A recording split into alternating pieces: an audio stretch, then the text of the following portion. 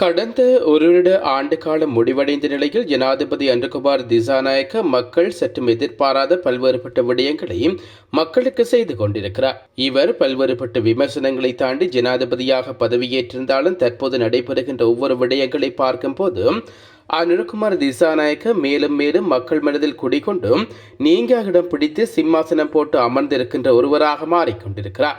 இதில் முக்கியமான விடயங்களை குறிப்பிடுவது என்றால், இலங்கை நாட்டில் போதைப் பொருட்களை இல்லாது ஒழிப்பது தொடக்கம் முன்னாள் அமைச்சர் செய்த ஊழல்களை ஒழிப்பது என்று செய்திருக்கின்றார்.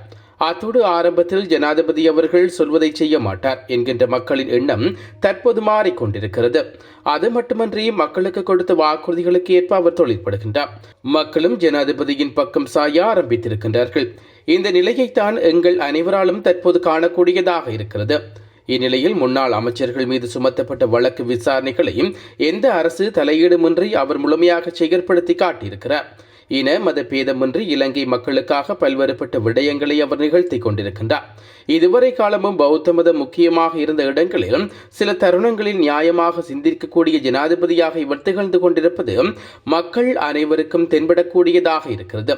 இது மக்களால் வரவேற்கக்கூடிய விடயமாகத்தான் காணப்படுகிறது. அது மட்டுமன்றி தற்போது பேரழிவினால் பாதிக்கப்பட்ட நிலையில் மக்களுக்காக அவர் ஆற்றிய சேவையும் முக்கியமாக குறிப்பிடத்தக்கது. அதாவது ஜனாதிபதியாக இருந்து கொண்டு வெறுமனையாக கட்டளை மட்டும் வைக்காமல் அந்த நேரத்தில் மக்களுக்கு எந்த மாதிரியான உதவிகள் தேவையும் எவ்வாறு உதவிகளை கொண்டு செல்ல வேண்டும் என்கின்ற விடயங்களையும் அவர் மக்களுக்குரிய நேரத்தில் செய்திருக்கின்றார். இந்த நேரத்தில் தான் ஜனாதிபதி அவர்கள் மக்களோடு மக்களாக ஒரு நாட்டின் தலைவனாக எவ்வாறு செயற்பட்டார் என்பதை காணக்கூடியதாக இருந்தது. முக்கியமாக அனைத்து நேரத்தின் போது இரவு பகல் பாராத எல்லா நேரங்களிலும் அவசர கூட்டங்களை நடத்தியும் மக்களுக்கு தேவையான அவசர நிலைமையை உடனுக்குடன் அமல்படுத்தியும் மக்களை பேரழிவிலிருந்து காப்பாற்றுவதற்காக அனைத்து நடவடிக்கைகளையும் அவர் முன்னிறுத்தி நடத்தினார். மக்களுக்கு தேவையான தடைப்பட்டிருந்த தொலைத்தொடர்பு சேவைகளை சீராக்கியமையும் வெளிநாடுகளிடம் மக்களுக்கான உதவி கோரியமை வெளிநாடுகளுக்கும் இலங்கைக்கும் இடையிலான உறவுகளை சரியாக பயன்படுத்திய ராஜதந்திர முறைகள் போன்ற அனைத்து நடவடிக்கைகளையும் பார்க்கும் போது ஒரு தலைவனாக நாட்டு மக்களுக்கு எது தேவை என மும்முரமாக நின்று செயற்பட்டதை காணக்கூடியதாக இருந்தது. இவ்வாறான விடயங்கள் அனைத்தும் ஜனாதிபதி மீது மக்களுக்கு ஏற்கனவே இருந்த அபிப்பிராயத்தை அதிகரிக்கக்கூடியதாக இருந்தது. குறிப்பாக ஜனாதிபதி அன்றகுமார் திசாநாயக்கு எதிராக கடந்த 21ஆம் தேதி போராட்டம் ஒன்று மேற்கொள்ளப்பட்டிருந்தது. ஆனால் அதுவும் தோல்வியிலேயே முடிவடைந்தது. காரணம் ஜனாதிபதியின் ஒவ்வொரு செயற்பாடும் சரியாக இருந்தமையினால். போராட்டம் தோல்வியடைவதற்கான காரணம் மழை என்று சொன்னாலும் சனத்தொகை இல்லாமல் இருந்தது. அதே நேரம் போராட்டத்துக்கு வந்த அநேகமான சனம் அங்கு வழங்கப்பட்டிருந்த பீடி மற்றும் சிகரெட்டுக்கு வந்த கூட்டமாக இருந்ததை தவிர உண்மையான சனத்தொகையாக இருக்கவில்லை. இதனையும் தாண்டி பேரழுத்தத்தின் போது மக்களுக்காக தொழிற்பட்ட சிறந்த தலைவராகவும் இருந்தார். மக்களின் தோழர் என்று சொல்வதற்கு ஏற்ப ஜனாதிபதி அவர்கள் செயற்பட்டிருந்தார். டித்வா சூறாவளியால் பாதிக்கப்பட்ட மக்களின் வாழ்க்கையை இயல்பு நிலைக்கு கொண்டு வருவதற்காக வெள்ளத்தில் சிக்கிய வீடு அல்லது சொத்துக்களை சுத்தம் செய்வதற்காக வழங்கப்படும் உதவித்தொகையை 10,000 ரூபாயிலிருந்து 25,000 ரூபாயாக அதிகரிக்க நிதியமைச்சு தீர்மானித்துள்ளது. நிதியமைச்சர் என்ற வகையில் ஜனாதிபதி அன்றகுமார் திசாநாயக்காவின் பணிப்புரைக்கமைய இந்த நடவடிக்கை எடுக்கப்பட்டுள்ளது. இடர் முகாமித்துவ நிலையத்தின் வேண்டுகோளை அடுத்து ஜனாதிபதி வழங்கிய அறிவித்ததன் பேரில் இந்த தீர்மானம் எடுக்கப்பட்டதாக நிதியமைச்சின் செயலாளர் கலாநிதி கஷன் சூரிய பிரம விசேட அறிவிப்பு ஒன்றை வெளியிட்ட போது தெரிவித்துள்ளார். இந்த உதவித்தொகை வழங்குவதற்காக 7.5 பில்லியன் ரூபாய் ஒதுக்கப்பட்டுள்ளது. இந்த தொகை வரவு செலவு திட்டத்தில் அனைத்து முகாமித்துவத்துக்காக ஒதுக்கப்பட்டு 30 மில்லியன் ரூபாயிலிருந்து வழங்கப்பட்டுள்ளதாகவும் நிதியமைச்சின் செயலாளர் மேலும் தெரிவித்துள்ளார். திரைசேரியால் பேணப்படும் நிதி முகாமித்துவம் மற்றும் ஊழலை ஒழிப்பதற்காக பேணப்படும் திட்டங்களின் வெற்றி என்பவற்றின் காரணமாக இந்த அதிகரிப்பை மேற்கொள்ள முடிந்ததாகவும் நிதியமைச்சின் செயலாளர் சுட்டிக்காட்டினார்.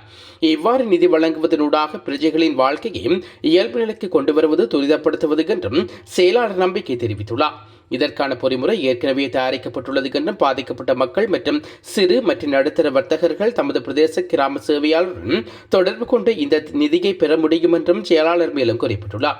மேலதிக நிவாரணம் தேவைப்பட்டால் அனைத்து முகாமித்துவ நிலையத்தின் பரிந்துரைகளின்படியும் நிதியை வழங்க தயாராக இருப்பதாகவும் அவர் மேலும் தெரிவித்துள்ளார். இந்நிலையில் கடந்த காலங்களில் அனைத்து ஜனாதிபதிகளின் நிவாரணம் என்கின்ற பெயரில் மக்களுக்கான உதவிகளாக இருந்தாலும் சரி பணமாக இருந்தாலும் சரி சரியாக மக்களிடம் சென்று சேர்வதாக இதுவரைக்கும் தெரியவில்லை. கடந்த ஜனாதிபதிகள் அனைவருமே திட்டங்கள் அனைத்தையும் அறிவிப்பார்களையும் மட்டுமே காணப்பட்டார்கள். ஆனால் அதனை நடைமுறைப்படுத்தியதில்லை. அத்தோடு அது காலப்போக்கிலேயே மறக்கிடப்பட்ட ஒரு விடயமாகவும் காணப்பட்டது. ஆனால் ஜனாதிபதி அனுகுமார் திசாநாயக்க அவர்களால் கொடுக்கப்பட்ட வாக்குறுதிகள் அனைத்தும் இதுவரைக்கும் நடைமுறைப்படுத்தப்பட்டிருக்கிறது. இது இலங்கை மக்கள் மட்டுமின்றி புலம்பெயர் தமிழர் வரைக்கும் அறிந்த ஒன்றாகவே இருக்கிறது. குறிப்பாக கடந்த தினங்களில் நடைபெற்ற டிஎஸ்சி கூட்டத்தில் நடைபெற்ற கலந்துரையாடலை பார்க்கும்போது மிகவும் வரவேற்கக்கூடிய விடயமாக காணப்பட்டது. அதில் முக்கியமாக அங்கிருந்த அதிகாரி ஒருவர் கூறுகையில் 25,000 ரூபாய் வழங்கப்படும் எல்லோருக்கும் 50 ரூபாய் வழங்க முடியாது அல்லவா என கேட்க அதற்கு திடீரென ஜனாதிபதி அனுகுமார் திசாநாயக்க எனது சிந்தனையின்றி கருத்து கூறை முன்வைத்திருந்தார்.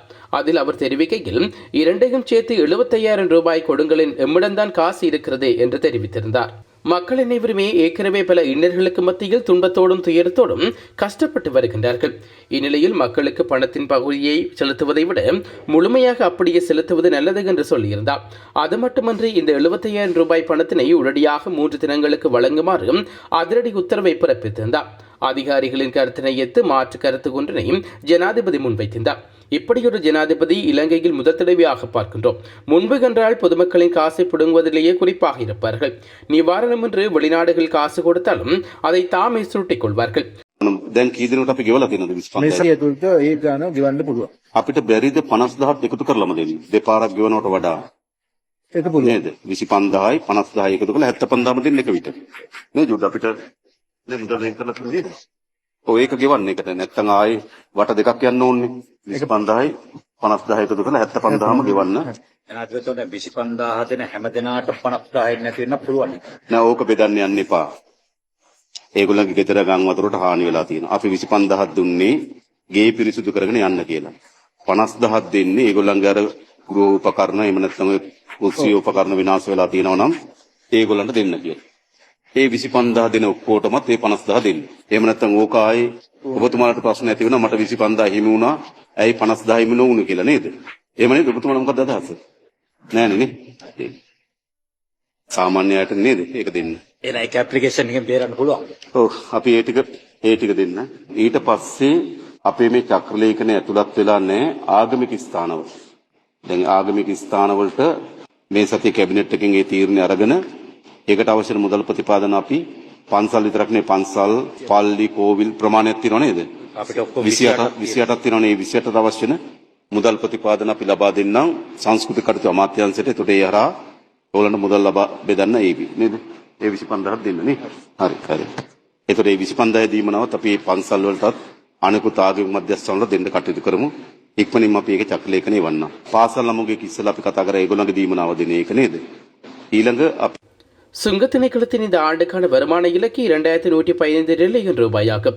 ஆனால் போன மாதம் நவம்பர் 11ஆம் தேதி அவர்கள் அறிவிக்கின்றார்கள். நாம் இப்போதே முழு ஆண்டுக்குமான இலக்கை அடைந்து விட்டோம் என்றும். உள்நாட்டு இறைவரி திணைக்களமும் அதுவே. முன்னைவிட மக்கள் ஆர்வத்தோடு வரி கட்டுகின்றார்கள். சமீபத்தில் பாராளுமன்றத்தில் ஜனாதிபதி சொன்ன கருத்து யாதென்றால் முன்பு காசு இல்லை, தேர்தல் இல்லை, இப்போது காசு இருக்கிறது, தேர்தலுக்கான சட்டத்தை கொடுங்கள் என்று சொல்லியிருக்கின்றார். காசு இல்லை என்று அரங்கொட்டி ஆட்சியாளர்கள் மத்தியில் முதல் முறையாக காசு இருக்கிறது என்று சொல்லி புருவங்களை உயர்த்த வைக்கிறார் எங்களுடைய ஜனாதிபதி அனுகுமார் திசாநாயக்க. இதனை பார்க்கும் போது மக்கள் அனைவரும் வியப்பாகவும் ஆச்சரியமாகவும் இருக்கிறது. பாதிக்கப்பட்ட மக்கள் துன்பத்தில் இருந்தாலும் இவ்வாறான விடயங்களை பார்க்கும் போதும் மக்கள் மனதில் ஒரு ஆறுதல் இருந்த போதும் நாங்கள் மீண்டும் எழுந்து வருவோம் என்கின்ற நம்பிக்கையும் உருவாகி இருக்கிறது. இந்நிலையில் பேரழிவின் போது புலம்பெயர் நாட்டு மக்கள் கூட ஆரம்ப காலத்தில் எந்த ஒரு ஜனாதிபதிக்கும் உதவி செய்யாதீர்கள், நீங்களே முன்வந்து உதவி செய்யுங்கள் என்று தெரிவித்திருக்கின்றார்கள். ஆனால் ஜனாதிபதி அனுகுமார் திசாநாயக்க ஆட்சியில் இந்த கருத்து மாறி புலம்பெயர் மக்களே முன்வந்து உதவி செய்திருக்கின்றார்கள். இந்த இடத்தில் அனைத்து மக்களுக்கும் அன்றாவின் ஆட்சியில் வைத்திருக்கின்ற நம்பிக்கை வெளித்தெரிகிறது.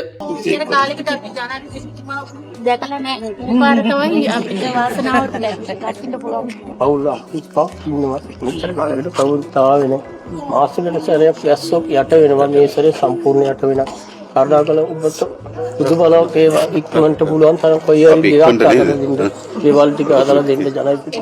இந்நிலையில் தான் தற்போது சமூக வலைதளங்களில் காணொலி ஒன்று வைரலாகி வருகிறது. அனுராக் என்றால் காசுதான். 25,000 ரூபாயை பெற்றுக்கொண்டு வெளியே வந்து அம்மா ஒருவர் மகிழ்ச்சியோடு சொன்ன வசனம் தான் அனுராக் என்றால் காசுதான்.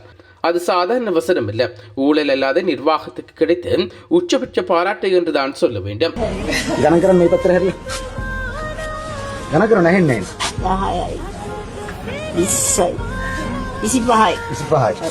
අනුර මාත්‍යා නම් සල්ලි තමයි. ஊழல் இல்லாத அமைச்சர்கள், முறைகேடு இல்லாத நிர்வாகம், லஞ்ச ஊழல் ஆணைக்குழுவின் அதிரடி விசாரணைகள் மற்றும் கைதுகள், சிஐடியின் கிடுபிடிகள் நெஞ்சு அடைக்கிறது என்று சசீந்திர ராயபக்ச பல தடவைகள் கெஞ்சிய போதும் உள்ளேயே கிடக்கின்ற பிணக்குக்கான அனுமதி மறுப்பு என எல்லா மாற்றுகளையும் கூர்ந்து கவனித்து வரும் சர்வதேச நாடுகள் உதவிகளை வாரி வழங்குகிறது. அந்த உதவிகள் எல்லாமே மக்களுக்கு அப்படியே சென்றடைகின்றன. இதுதான் எங்கள் நாட்டு ஜனாதிபதி அன்றகுமார் திசாநாயக்கா. நம் நாட்டு மக்களுக்காக என்று ஒரு ஜனாதிபதி நிலைத்து செயற்பட்டது இலங்கை அரசியல் வரலாற்றில் மாறா நம்பிக்கையை ஏற்படுத்தியிருக்கிறது. அத்தோடு அனுராவின் ஆட்சியில் நம் நாடு ஒரு தேசம் என்கின்ற கொள்கை ஆழமாக வேரூன்றி இருக்கிறது என்று தெரிவித்துள்ளனர். இதுபோன்ற செய்திகளை தெரிந்து கொள்ள யாழ் டிவி நியூஸ் சேனலை சப்ஸ்கிரைப் செய்து அருகே இருக்கிற பெல் பட்டனையும் கிளிக் செய்து கொள்ளுங்க. மேலும் இதுபோன்ற செய்திகளை உடனுக்குடன் தெரிந்து கொள்ள யாழ்தேவி.com எனும் இணையதளத்தின் வாயிலாக எங்களோடு இணைந்து கொள்ளுங்கள்.